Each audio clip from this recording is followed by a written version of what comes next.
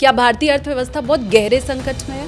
तो जब एनर्जी की शॉर्टेज होगी तो उसकी पूर्ति आप किसी तरह से नहीं कर सकते, उसके लिए कोई सब्स्टिट्यूट नहीं। दुनिया भर में आपके उत्पादन पे असर है, आपके दामों पे असर है, आपका जो भारत का बैलेंस ऑफ पेमेंट बिगड़ गया, और जितने भी इंपोर्टिंग जो नेशंस हैं उनको सबको नुकसान है। जो हमारी स्थिति है वो बहुत गंभीर हो गई थी। देशभक्ति के नाम पे हर भारतीय तो क्रूड ऑयल का यूज कम करे, पेट्रोल डीजल का। देशभक्ति के नाम पर वो बड़ी कंपनियां जिन्हें प्रॉफिट हो रहा है, बाकी तो नुकसान में हैं, जिन्हें प्रॉफिट हो रहा है वो एक्सपोर्ट क्यों नहीं बंद कर सकती और उनके ऊपर ये फरमान क्यों नहीं जारी हो सकता? ये पॉलिटिकली जो मैनेज हो रहा है, तो एक्सपोर्ट हो रहा है उसको तो तुरंत रोक देना चाहिए। पॉलिटिक्स की बात है कि मतलब किसको सरकार सपोर्ट करेगी, किसको सपोर्ट नहीं करेगी, है ना। चालू बचत घाटा वो क्या रहता है? उसके लिए कैपिटल फ्लोज होते हैं। कैपिटल फ्लोज का मतलब फॉरेन डायरेक्ट इन्वेस्टमेंट आएगा, फॉरेन पोर्टफोलियो इन्वेस्टमेंट आएगा, नॉन रेजिडेंट इंडियंस का पैसा। तो क्या विदेशी मुद्रा भंडार मनमोहन सिंह के टाइम से नरेंद्र मोदी के टाइम को कंपेयर करें तो स्थिति ज्यादा भयावह है या थोड़ी कंट्रोल में? $1 ₹95.57 का जो हो चुका है, वो अगर मोदी जी की अपील हम मान लेते हैं तो आपको लगता है 92, फिर 91, फिर 90, फिर $87 तक पहुंच सकता है? कि उन्होंने 73 दिन लेट कर दिया, वो हमें पहले दिन से ही इस पे एक्ट करना चाहिए था। ये कह देना कि सोना मत खरीदो 7 करोड़ घरों का चूल्हा बंद करवा रहा है। इसको बंद करने से आपकी अर्थव्यवस्था नहीं रुकती है। आने वाले समय में सर इन्फ्लेशन कितना बढ़ता हुआ आप देख पा रहे हैं? ऑफिशियल रेट चाहे आपका 4%, 4.5% हो, पर वो एक्चुअल में इन्फ्लेशन रेट नहीं है। गरीब आदमी के तो जेब कट गई। ग्रोथ रेट जो दिखाया जाता है उसको मैनिपुलेट भी किया जा सकता है क्या? हो ही रहा है। देखिए, जो ग्रोथ रेट होता है वो सिर्फ संगठित क्षेत्र का ग्रोथ रेट होता है। हमारा जो असंगठित क्षेत्र है वो तो गिरावट पे ही चल रहा है नोटबंदी के बाद से। रिसेशन की तरफ बढ़ते हुए आप देख रहे हैं? हाँ बिल्कुल, अगर ये चलता रहा तो रिसेशन होगा ही, दुनिया में रिसेशन आ जाएगा। अमेरिका, चीन, यूके, ये जितनी कंट्रीज हैं, इवन यूरोप, उन सबसे ज्यादा अच्छी ग्रोथ आईएमएफ की तरफ से कहा गया है कि वो इंडिया की रहने वाली है। आईएमएफ क्या डेटा इकट्ठा करता है? आईएमएफ तो सरकारी डेटा को ही आगे करता है ना। जब वर्ल्ड की बाकी करेंसी मजबूत हो रही थी, जब युद्ध की दूर दूर तक कोई आहट नहीं थी, उस समय भी भारतीय रुपया लगातार गिर रहा था। उसके पीछे की क्या वजह थी? वजह यह कि हमारा पर सबसे ज्यादा असर हुआ। 50% टैरिफ लगा दिया उन्होंने। भारत की जो R&D में कमजोरी है उसकी वजह से हम उसको ओवरकम नहीं कर सकते।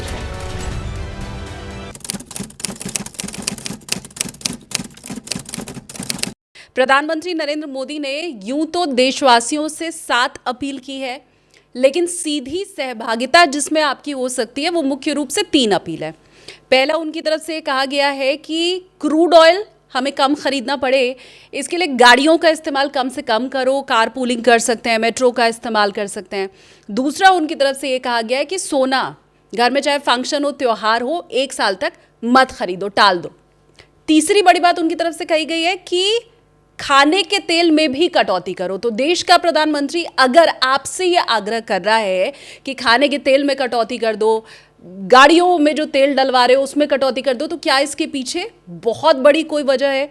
क्या हमें बहुत गंभीरता से इसे लेना चाहिए? और क्या भारतीय अर्थव्यवस्था बहुत गहरे संकट में तो नहीं फंस गई है? ये समझने के लिए इस वक्त मैं पहुंची हुई हूं वरिष्ठ अर्थशास्त्री अरुण कुमार सर के घर पर। बहुत स्वागत है सर आपका। धन्यवाद। मैं इन सारी चीज़ों का मतलब आपसे समझूं, क्योंकि इकोनॉमी के जितने शब्द होते हैं वो बहुत भारी भरकम होते हैं, लेकिन सबसे पहले दिल को तसल्ली मिल जाए, इसलिए पहला सवाल ही आपसे ये पूछ रही हूँ कि प्रधानमंत्री की तरफ से ये बातें कहना, क्या भारतीय अर्थव्यवस्था बहुत गहरे संकट में है? देखिए, इस बात को समझने के लिए हमको पीछे जाना पड़ेगा। फरवरी 28 को युद्ध शुरू हुआ। इजराइल और अमेरिका एक तरफ थे और ईरान पे ज़बरदस्त हमला हुआ, ज़बरदस्त बॉम्बिंग वगैरह हुई, है ना। तो लेकिन ईरान ने तुरंत स्ट्रेट ऑफ हॉर्मुज़ बंद कर दिया। अब स्ट्रेट ऑफ हॉर्मुज़ की अगर आप पहचानें तो वहाँ से दुनिया का जो कच्चा तेल है और गैस है 20% सप्लाई दुनिया की वहाँ से निकलती है। तो ये जो कमी हुई, जैसे कि मतलब करीब 100 सवा 100 शिप वहाँ से रोज़ निकलते थे और 10 भी नहीं निकल रहे थे। तो यानी कि बहुत ज़बरदस्त कमी हो गई दुनिया में। इसलिए एकदम से कच्चा तेल ऊपर चला गया, गैस के दाम ऊपर चले गए। और क्योंकि हम बहुत ही ज़्यादा इंपोर्ट करते हैं, 85% हमारा जो क्रूड ऑयल है 85 से भी ज़्यादा वो बाहर से आता है, और उसका एक बड़ा हिस्सा तो पश्चिम एशिया से आता है क्योंकि सबसे पास है और सबसे जल्दी आ जाता है वहाँ से। और फिर गैस आती है हमारी वहाँ से जो 60% जो हम इंपोर्ट करते हैं। तो यानी कि बहुत बड़ा हिस्सा हमारा जो एकदम से फंस गया। तो इसका मतलब क्या हुआ? इसका मतलब ये हुआ कि ये गैस क्या है और ये आपका क्रूड ऑयल क्या है? ये एनर्जी है। एनर्जी हर चीज़ के उत्पादन में लगती है। आपको कुछ भी बनाना है, हाँ, घर पे खाना बनाना है, आपको होटल जाना है, आपको ट्रांसपोर्ट करना है, आपको मतलब कार खरीदनी है ना, दुकान पे जाना है, सब में एनर्जी लगती है। तो एनर्जी के बिना उत्पादन नहीं हो सकता, ट्रांसपोर्टेशन नहीं हो सकता, घर पे कंजम्पशन नहीं हो सकता। तो जब एनर्जी की शॉर्टेज होगी तो उसकी पूर्ति आप किसी तरह से नहीं कर सकते, उसके लिए कोई सब्स्टिट्यूट नहीं है। आप ये तो ज़रूर कर सकते हैं कि थोड़ा बहुत बिजली आपने ज़्यादा इस्तेमाल कर ली, थोड़ा बहुत आपने समझिए कि इलेक्ट्रिक व्हीकल से इस्तेमाल कर लिया, या कुछ इस तरह से थोड़ा बहुत, पर वो भी थोड़ा बहुत ही है। आप जो घर में गैस इस्तेमाल कर रहे हैं, कोयला कर सकते हैं, लकड़ी कर सकते हैं, पर वो भी थोड़ा है क्योंकि बहुत सारे लैंडलॉर्ड अलाउ नहीं करते। तो इसलिए जो एकदम से जो ये शॉर्टेज हुई उसका असर ये था कि आपके उत्पादन पे असर पड़ेगा, आपके घर पे असर पड़ेगा। हमने देखा कि गरीब लोग जो हैं वो पलायन करने लगे क्योंकि वो कई दिन तक खाना नहीं बना पाए, क्योंकि उनको जो गैस का सिलेंडर जो था वो मिल नहीं रहा, या मिल रहा है तो बहुत ऊंचे दाम पे। हमारा जो आम नागरिक है जो असंगठित क्षेत्र का, वो 10,000, 11,000, 12,000 रुपये से कम कमाता है। तो उसके अगर एकदम से सिलेंडर का दाम जो 950 है वो 4,000, 5,000 हो जाए तो उसको तो सारा बजट ख़त्म हो गया, है ना। उसके पास तो खाना खरीदने के लिए पैसा नहीं बचेगा, बच्चे के स्कूल की फ़ीस के लिए पैसा नहीं बचेगा। तो एकदम से सारा कुछ गड़बड़ा गया। तो यानी कि एक ये एनर्जी शॉक हुआ जिसकी वजह से दाम, क्योंकि एनर्जी के दाम बढ़ेंगे तो सब चीज़ों के दाम बढ़ेंगे, तो इन्फ्लेशन होगा। लेकिन ये जो कच्चा तेल है ये सिर्फ एनर्जी नहीं है, इसमें से बहुत सारे केमिकल्स निकलते हैं। आपका इसमें से एलपीजी भी निकलता है ना। तो अगर आपका ये क्रूड ऑयल की कमी हो गई तो एलपीजी की कमी हो जाएगी।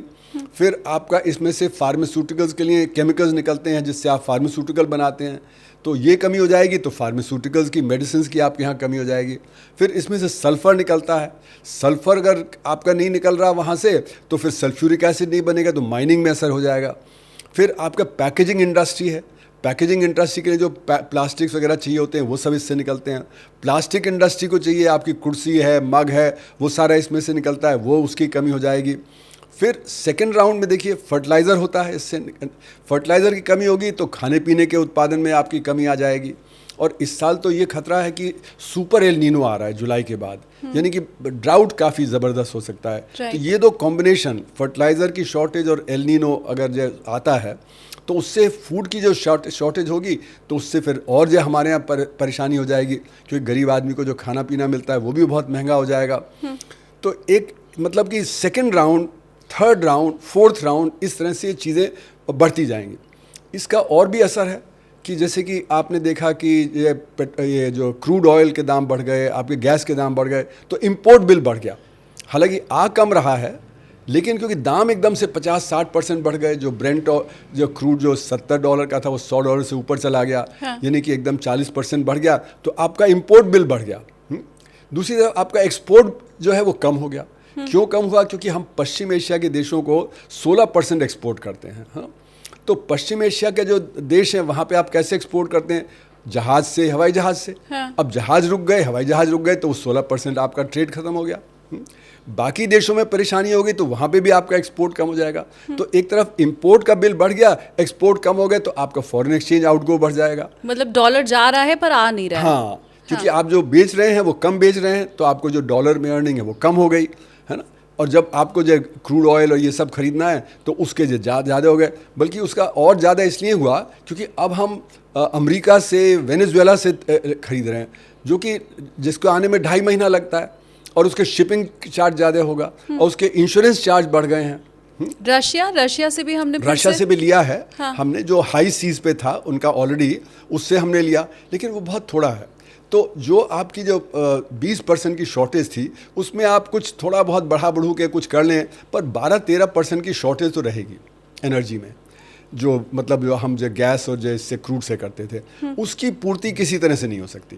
तो यानी कि दुनिया भर में आपके उत्पादन पे असर है, आपके दामों पे असर है, आपका जो भारत का बैलेंस ऑफ पेमेंट बिगड़ गया। जो देश एक्सपोर्ट करते हैं उनको तो फ़ायदा है, जैसे अमेरिका एक्सपोर्ट करता है, वेनेजुएला करता है, रूस करता है, उनको तो जो बढ़े हुए दाम पे मिलेगा। पर जितने भी इम्पोर्टिंग जो नेशंस हैं उनको सबको नुकसान है। हम सबसे बड़े हैं इम्पोर्टिंग नेशन चीन के साथ, है ना? तो हमें बहुत नुकसान है इसमें। तो इसलिए जो हमारी स्थिति है वो बहुत गंभीर हो गई तुरंत।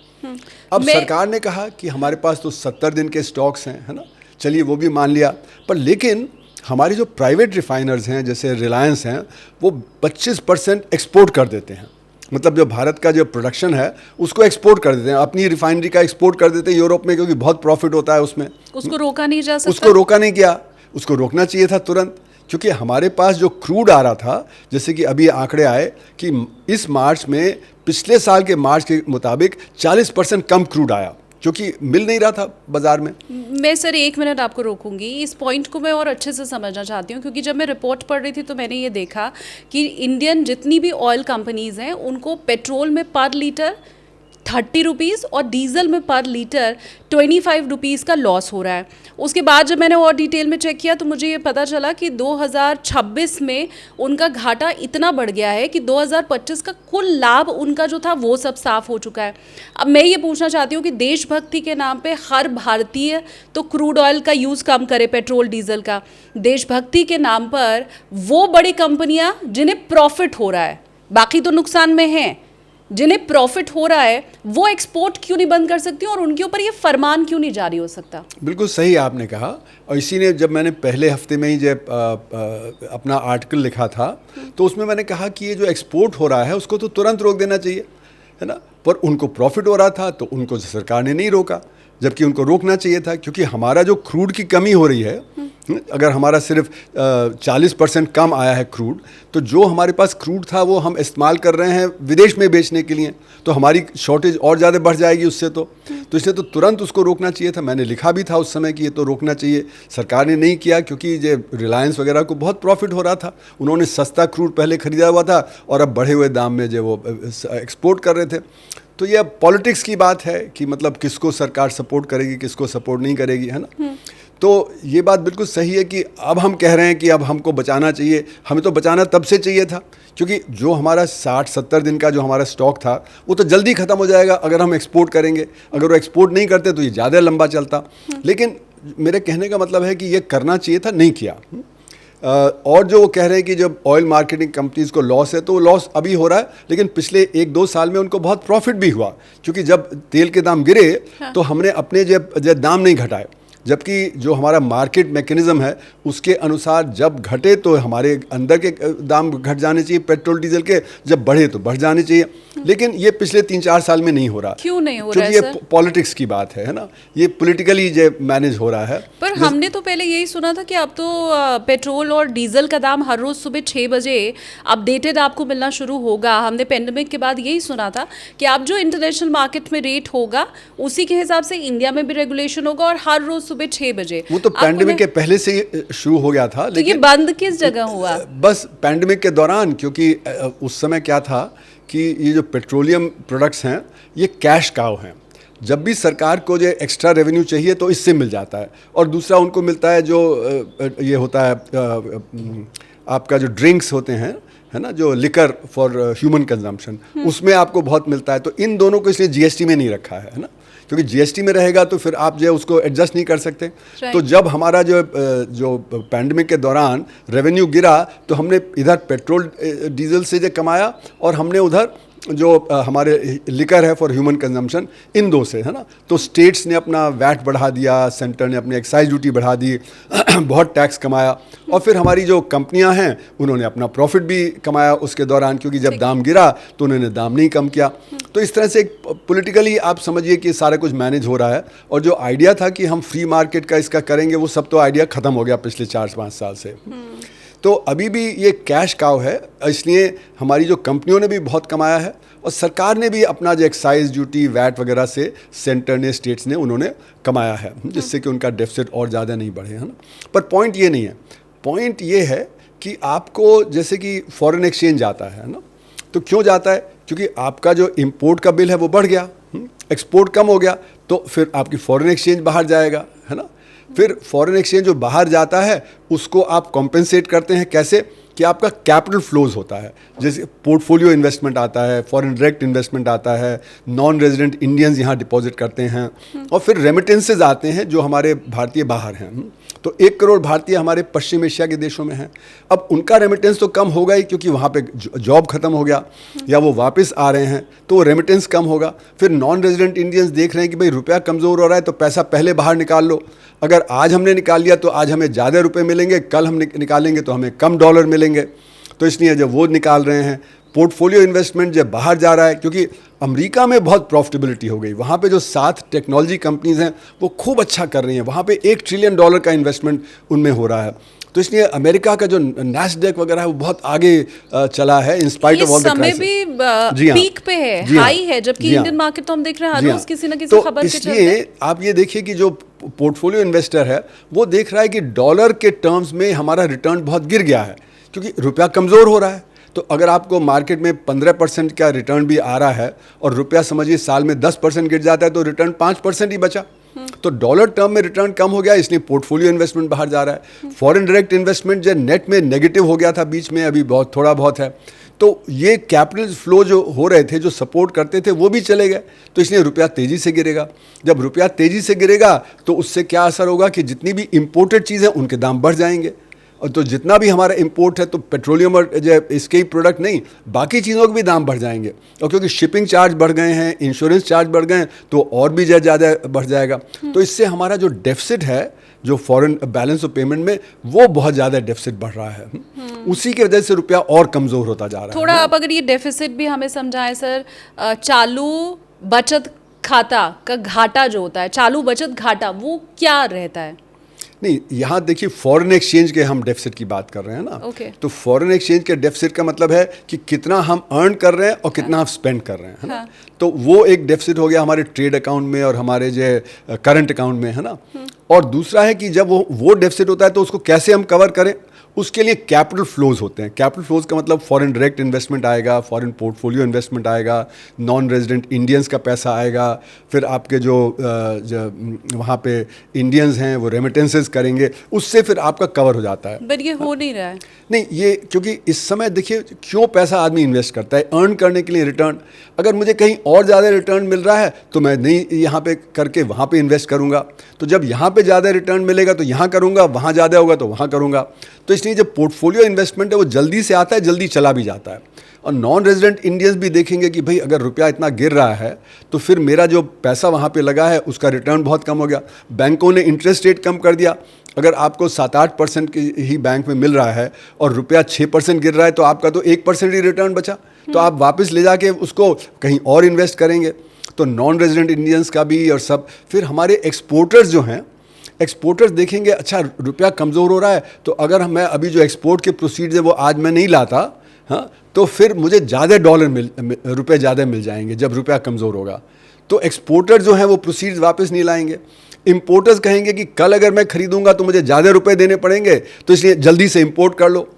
तो एक्सपोर्टर्स भी करेंगे, इंपोर्टर्स भी करेंगे, स्पेकुलेशन भी होगा, है ना। इस सारी चीज़ों की वजह से फिर हमारा बैलेंस ऑफ पेमेंट और बिगड़ जाता है।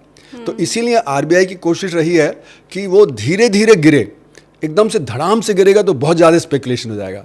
तो वो मार्केट में इंटरवीन कर करके जिससे कि रुपया एकदम से बहुत ज़्यादा ना गिरे। मतलब ऐसा नहीं कि 90 से एकदम से 93-94 तो हाहाकार होगा तो और ज़्यादा स्पेकुलेशन बढ़ जाएगा।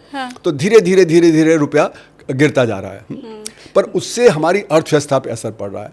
तो मेरा ये मानना है कि जैसे कि हमको फॉरेन एक्सचेंज की बचत करनी है, क्योंकि जब फॉरेन एक्सचेंज जब बाहर जा रहा है तो कमज़ोरी है, तो उसके लिए फिर जो गोल्ड है या ये सब चीज़ें हैं जो इनएसेंशियल्स हैं उन पे हमें रोक लगानी चाहिए। फिर उसमें अगर आप देखें तो सबसे बड़ी बात यह कि हम लिबराइज्ड रेमिटेंस स्कीम ऑपरेट करते हैं, जिसके तहत लोग पैसा लेके विदेश जाते हैं और चीज़ों में करते हैं। तो हमको तो LRS स्कीम तुरंत रोक देनी चाहिए थी। हमने LRS स्कीम पे भी कुछ नहीं किया, जब मतलब ये पता था कि ये सब होगा। तो ये भी पता था कि ये युद्ध काफ़ी लंबा खींच सकता है, क्योंकि अगर आप देखें जितने भी युद्ध हुए हैं, अफ़गानिस्तान हुआ, इराक हुआ, सीरिया हुआ, 10 साल चले हैं। और यहाँ पे ईरान बहुत बड़ा देश है, तो ये तो आशंका थी कि ये भी युद्ध शायद लंबा चले। तो ये सोच के नहीं चलना चाहिए था कि एक हफ्ते 10 दिन में खत्म हो जाएगा। अगर एक हफ्ते 10 दिन में खत्म हो जाता तो इतनी बड़ी समस्या नहीं आती। तो आप ये मान रहे हैं कि देर की गई है? बहुत देर, 73 दिन देर की प्रधानमंत्री ने जो अनाउंस किया, वो 73 दिन पहले, क्योंकि और बाकी देशों ने, मैंने सुना है कि 82 देशों ने तुरंत कदम उठाए कि कैसे पेट्रोल डीजल बचाया जाए, फॉरेन एक्सचेंज बचाया जाए, कैसे जो करे। तो इन्होंने अलग अलग स्टेप्स लिए हैं। हमारे देश में कोई स्टेप नहीं लिया। हमको तो जैसे कि हम एक्सपोर्ट कर रहे थे रिफाइंड प्रोडक्ट को, उसको रोक देना चाहिए था जिससे हमारा क्रूड ऑयल और लंबा चले। फिर हमको लिबरलाइज रेमिटेंस स्कीम है। फिर हमको एसेंशियल और इनएसेंशियल में डिसाइड करना चाहिए क्या चीज़ ज़रूरी है, क्या चीज़ गैर ज़रूरी है। जो गैर ज़रूरी चीज़ें उस पर आप रोक लगाइए, क्योंकि उससे आपके अर्थव्यवस्था पे ज़्यादा असर नहीं पड़ेगा। जो चीज़ ज़रूरी है उसको आप करिए। तो जैसे मैंने सुझाव दिया था कि हम पब्लिक ट्रांसपोर्ट की तरफ जाएं। प्राइवेट ट्रांसपोर्ट में बहुत ज़्यादा पेट्रोल डीजल खर्च होता है, क्योंकि जैसे एक बस है, उस एक बस की जगह पे 2 कारें होती हैं। 2 कार में 3 लोग होते हैं, एक बस में 30 लोग होंगे। तो अगर आप जो कारों से बसेस की तरफ जाएंगे तो आपका 1/10 हो जाएगा कंजम्पशन, है ना। रोड स्पेस भी कम चाहिए होगी, तो रोड्स भी आपको इतनी चौड़ी नहीं चाहिए। तो ये सब प्रपोजल्स हमने 93, 94, 94, 95 में जब ऑल्टरनेट बजट बनाया था, तो उस समय से हमारे ये प्रपोजल्स हैं कि हम किस प्रकार से अर्बनाइजेशन करें, जिससे कि अर्बन एरियाज़ में बहुत ज़्यादा जो एनर्जी का कंजम्पशन होता है, लोग लंबा लंबा ट्रैवल करते हैं, कोई 10 किलोमीटर जा रहा है, 20 किलोमीटर जा रहा है, 30 किलोमीटर जा रहा है, तो उसमें हमारा बहुत ट्रांसपोर्ट में खर्च होता है। तो हमने कहा था कि शहरीकरण की जगह गाँव को सपोर्ट करिए। तो गांव का डेवलपमेंट होगा तो लोग पलायन करके शहर नहीं आएंगे, तो इतने बड़े बड़े शहरों की ज़रूरत नहीं पड़ेगी, है ना। इतने मेट्रो की और इतना जो फ्लाईओवर्स की और इतनी चौड़ी सड़कों की ज़रूरत नहीं पड़ेगी। हमने तो दिल्ली में देखा कि जितने मेट्रो बन जाते हैं, जितने फ्लाईओवर बन जाते हैं, जितनी चौड़ी सड़कें बन जाती हैं, और फिर भी वो आप जो है वो ट्रैफिक जैम होता है। और ये तो दुनिया में सब जगह है। मैं नोएडा से यहाँ गुड़गांव सर के घर आई हूँ और हम भी बहुत ट्रैफिक में जूझते हुए ही आए हैं। तो आपकी 93-94 में कही हुई बात और 2026 में स्थिति जस की तस है, वो आप पछताए होत क्या जब चिड़िया चुग गई खेत वाली कहावत है यहाँ पर। लेकिन शंघाई में मैं कहूँगा, शंघाई जब मैं गया था 2008 में, तो वहाँ पे उन्होंने खूब लंबे चौड़े सब कुछ किया हुआ था, है ना। और रिंग रोड बड़ी लंबी, और ईस्ट वेस्ट और नॉर्थ साउथ कॉरिडोर। वो कहते थे अब हमको उसके एक ऊपर और बनाना पड़ेगा। तो यानी कि समाधान इसमें नहीं है। समाधान है कि हम किस प्रकार का शहरीकरण करें। शहरीकरण बहुत महंगा होता है, उसमें एनर्जी का बहुत इस्तेमाल होता है, तो इसलिए हमको लॉन्ग टर्म में सोचना पड़ेगा कि हमारी क्या पॉलिसीज़ हों। तो ये लॉन्ग टर्म पॉलिसीज़ में हम बहुत कमज़ोर हैं, क्योंकि हमने वो प्लानिंग नहीं की जिससे कि हमारा देश सुचारू रूप से चले, प्रदूषण कम हो, क्योंकि सबसे प्रदूषण भी होता है। इसीलिए हमारे देश में जो हमारी हवा है बहुत प्रदूषित है। सबसे जो प्रदूषित शहर हैं वो हमारे देश में हैं, सबसे प्रदूषित नदियाँ हैं वो हमारे देश में हैं, क्योंकि हम इन चीज़ों पे ध्यान नहीं दे रहे हैं। तो मेरा मानना है कि प्रधानमंत्री जी ने जो कहा अभी, वो ज़रूरी है कि हमको गोल्ड एक इनएसेंशियल है ना, फॉरेन ट्रैवल इनएसेंशियल है, पर साथ में ये 5 स्टार 7 स्टार कल्चर भी इनएसेंशियल है। जो हमारा corporate sector 5 star 7 star culture में जीता है ना, वो एक रात में इतना खर्च कर देते हैं जितना एक व्यक्ति पूरे साल में जो कंजम्पशन करता है। तो इसलिए हमें वो 5 स्टार 7 स्टार कल्चर भी रोकना चाहिए, और सरकार की फिजूल खर्ची भी रोकनी चाहिए। सरकार को खुद एक एग्जाम्पल सेट करना चाहिए कि हम किफ़ायत करेंगे, हम चीज़ें बचाएंगे। हम ये बड़े बड़े लंबे लंबे काफ़िले नहीं करेंगे, हम लंबे लंबे इश्तिहार, मतलब न्यूज़पेपर में 4-4 5-5 पेज के इश्तिहार नहीं देंगे। हम जो अपना जो काम है उसमें कैसे जो बचत करें, है ना। तो ये जो लग्जरी जो होता है कि मतलब इतनी बड़ी बड़ी कॉन्फ्रेंसेस कर लीजिए 5 स्टार होटल में, लाखों करोड़ों खर्च कर लीजिए। अब जैसे कि प्रगति मैदान में इतना बड़ा वो भारत मंडपम बनाया है, वो इतना ठंडा करके रखते हैं, वहाँ पे ठंड लगती है ना। तो आप जैसे 16 डिग्री 18 डिग्री की जगह उसको 25 डिग्री कर दीजिए। तो मैंने ये भी सुझाव दिया था जब पहले हफ्ते में कि हमको ये हिदायत दे देनी चाहिए कि एसी को हम 25 डिग्री से और कम पे नहीं चलाएंगे उसमें, क्योंकि एसी बहुत बिजली खाता है। अब हालांकि मैंने सुना है सरकार वो पॉलिसी लेके आ रही है घरों के एसी के लिए, मुझे बड़ी कंपनीज का नहीं मालूम है, जिसमें उसमें कैपिंग रहेगी, आप 25 डिग्री 22 डिग्री से नीचे कर ही नहीं पाएंगे। तो ये एक एहतियाती कदम घर में जो एसी इस्तेमाल हो रहे हैं उनके लिए उठाए जाने की बात कही जा रही है। क्योंकि आपने सर 93-94 का जिक्र किया, अगर आप थोड़ा डेटा के साथ हमें समझा सकें, क्योंकि ऐसी अपील प्रधानमंत्री के द्वारा पहली बार नहीं की गई है। हमने देखा है इसके पहले हमारे पहले प्रधानमंत्री नेहरू जी की तरफ से भी ये बातें कही गई हैं, लाल बहादुर शास्त्री जी की तरफ से भी अपील की गई थी, इंदिरा गांधी ने भी अपील की है, मनमोहन सिंह ने भी अपील की है। अब मैं तथ्यों के साथ अगर समझना समझना चाहूँ कि क्या उस वक्त की मुसीबत से इस वक्त की मुसीबत थोड़ी कम है, क्या उस वक्त की मुसीबत से इस वक्त की मुसीबत ज़्यादा है? बहुत पीछे अगर मैं ना भी जाऊँ, मनमोहन सिंह की तरफ से भी क्योंकि ये अपील की गई थी, तो क्या विदेशी मुद्रा भंडार तब से अभी 2026 को हम कंपेयर करें, मनमोहन सिंह के टाइम से नरेंद्र मोदी के टाइम को कंपेयर करें, तो स्थिति ज़्यादा भयावह है या थोड़ी कंट्रोल में है? देखिए, ऐसा हुआ है कि सन 91 के बाद हमारे देश में कंज्यूमरिज्म बहुत बढ़ गया। तो कंज्यूमरिज्म जो होता है ना, उसी के लिए फिर आपको पेट्रोल, डीजल, फॉरेन एक्सचेंज वगैरह की ज़रूरत होती है ना। तो ये कब से बढ़ा? 1991 के बाद से, नई आर्थिक नीतियों के बाद तो खुली छूट हो गई, पर लेकिन ये कंज्यूमरिज्म स्टार्ट होता है 1982 से, जब एशियन गेम्स हुए तो हमने कलर टेलीविज़न और 4 व्हीलर मारुति वगैरह और जो आपके रेफ्रिजरेटर्स और वॉशिंग मशीन और वाइट गुड्स जिनको बोलते हैं वो सब अलाउ किया। तो उस समय हमारा जो मतलब जो ऋण था, जो विदेशों से लिया हुआ ऋण, जो 1980 में $10 बिलियन का था, वो 1989-90 तक आते $93 बिलियन हो गया। और इसलिए क्योंकि हमने बहुत ज़्यादा इंपोर्ट करना शुरू कर दिया, हमारे यहाँ जो उतना प्रोडक्शन नहीं था, उसके लिए हमको पेट्रोल डीजल भी इंपोर्ट करना है वगैरह, तो हमारी एनर्जी इंटेंसिटी भी बढ़ी उसकी वजह से। तो ये जो हमारा जो कंज्यूमरिज्म है, इसके लिए हमें इंपोर्ट करना पड़ता है, क्योंकि जो हमारे खुद की अपनी टेक्नोलॉजी नहीं है, वो हम टेक्नोलॉजी भी बाहर से लेते हैं, और हमारे यहाँ उतना एनर्जी का उत्पादन नहीं है। बॉम्बे हाई वगैरह हुआ था 1980s में, तो उस समय हम 34% इंपोर्ट करते थे, लेकिन बॉम्बे हाई अब जो छोटा पड़ गया है, अब उसके बाद कोई और बड़ा जब हमने डिस्कवर नहीं किया है सोर्स, तो अब हम 85-88% इंपोर्ट करते हैं क्रूड, है ना।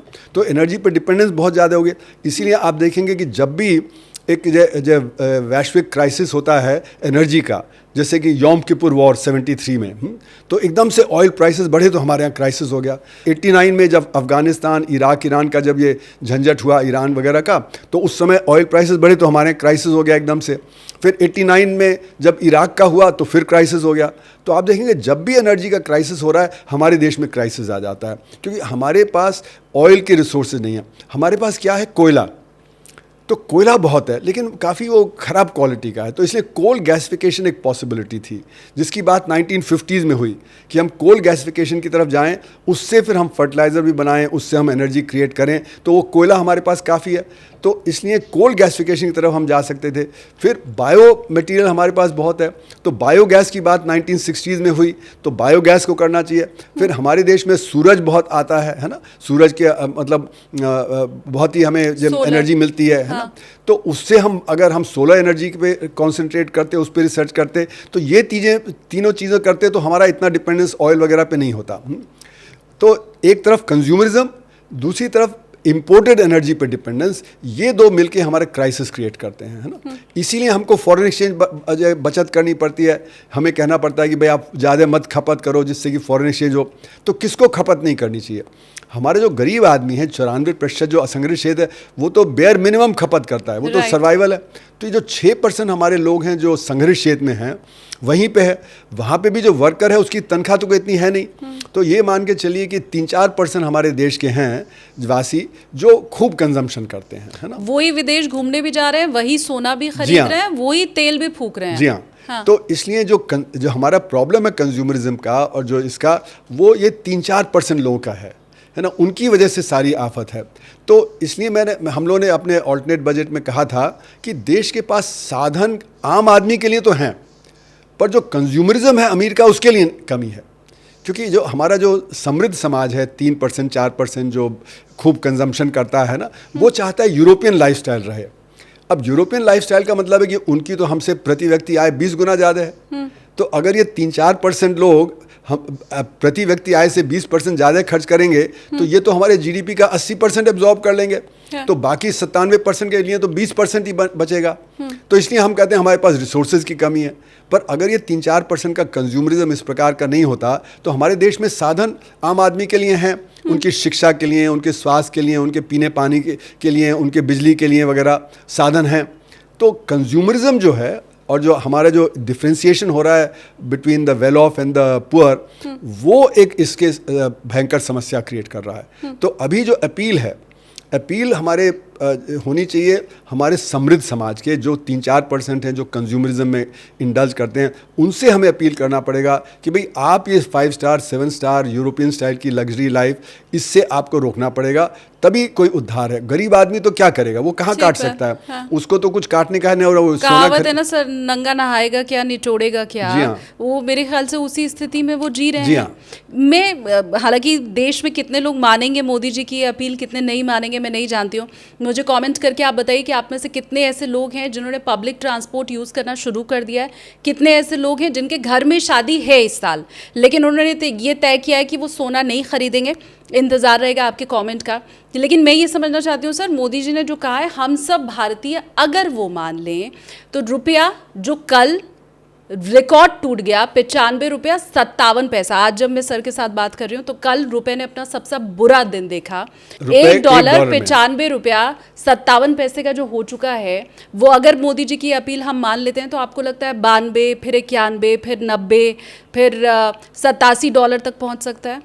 अभी ये कह नहीं सकते, पर यह है कि और ज़्यादा ना गिरे, है ना। अभी तो यही रोकना है, क्योंकि अगर हमारा देखिए ना, क्योंकि हमने इतना सारा जब एक्सपोर्ट कर दिया है ना, और आज हमारे स्टॉक्स बहुत कम हो गए होंगे, है ना। तो जो स्टॉक्स कम हो गए होंगे तो उससे हमारी जो शॉर्टेज जो है पेट्रोल डीजल की और बाकी चीज़ों की, वो बढ़ती जाएगी। जब शॉर्टेज बढ़ेगी तो अर्थव्यवस्था में उथल पुथल होगी, तो एक तरह से स्टैगफ्लेशन तो आ ही गया है, वो रिसेशन की तरफ चला जाएगा, है ना। तो इसको रोकना ज़रूरी है। तो इसीलिए फिजूल खर्ची रोकना ज़रूरी है, वगैरह वगैरह जो कह रहे हैं। पर मैं कह रहा हूँ कि उन्होंने 73 दिन लेट कर दिया, वो हमें पहले दिन से ही इस पे एक्ट करना चाहिए था, क्योंकि हमें पता था कि ये युद्ध लंबा चल सकता है। अगर नहीं चलता तो हम जब ठीक है, लेकिन मैं 1 मिनट रोकूं सर आपको। इसे आपने कहा हमने 73 दिन लेट कर दिया, इसे इस नज़रिए से देखें कि हमने 73 दिन लेट कर दिया, या इसे इस नज़रिए से देखें कि विश्व के बाकी देशों में तो जनता तक भार पहुंचा दिया गया लेकिन 73 दिन तक हमारे ऊपर कोई इम्पैक्ट हमारी सरकार ने नहीं होने दिया। कैसे देखें इसे? नहीं, देखिए ऐसा है कि आज आप ज़्यादा खर्च कर सकते हैं और समृद्ध हो सकते हैं, लेकिन उसकी वजह से आपकी सेविंग खत्म हो गई तो कल तो आपको कंगाल हो जाएंगे ना।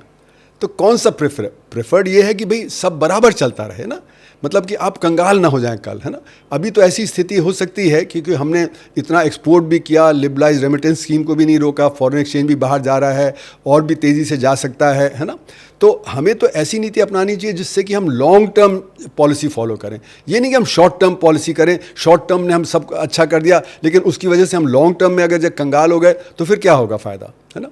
तो इसलिए जो भी सरकार होती है उसको लॉन्ग टर्म में सोचना चाहिए, ना कि शॉर्ट टर्म में, है ना। तो लॉन्ग टर्म में सोचने का मतलब है कि हमें अपने क्रूड रिजर्व बचाने हैं, फॉरेन एक्सचेंज रिजर्व बचाना है, और जनता को, जो गरीब जनता है जिसको परेशानी हो रही है उसको बचाना है। जो हमारा अमीर आदमी है, जो टॉप 3% है, वो तो उनके पास काफ़ी सेविंग है। गरीब आदमी के पास तो कोई सेविंग नहीं होती। जैसे पैंडमिक के दौरान भी इंटरव्यू में 80% लोगों ने कहा कि हमारे पास तो इतनी सेविंग नहीं है कि हम एक हफ्ता बिना काम जो किए जो चला सकें, इसलिए गांव चले गए। लाखों करोड़ों लोग जो पैदल चलने को तैयार हो गए, बच्चों को कंधे मिलिए अपना सामान ढोते हुए, है ना। 500 किलोमीटर 400 किलोमीटर चल गए, उनके पास खाने पीने का भी नहीं था, रास्ते में किसी ने खाना पीना दे दिया, उसी पर निर्भर। तो इतनी बुरी हालत है हमारे देश में।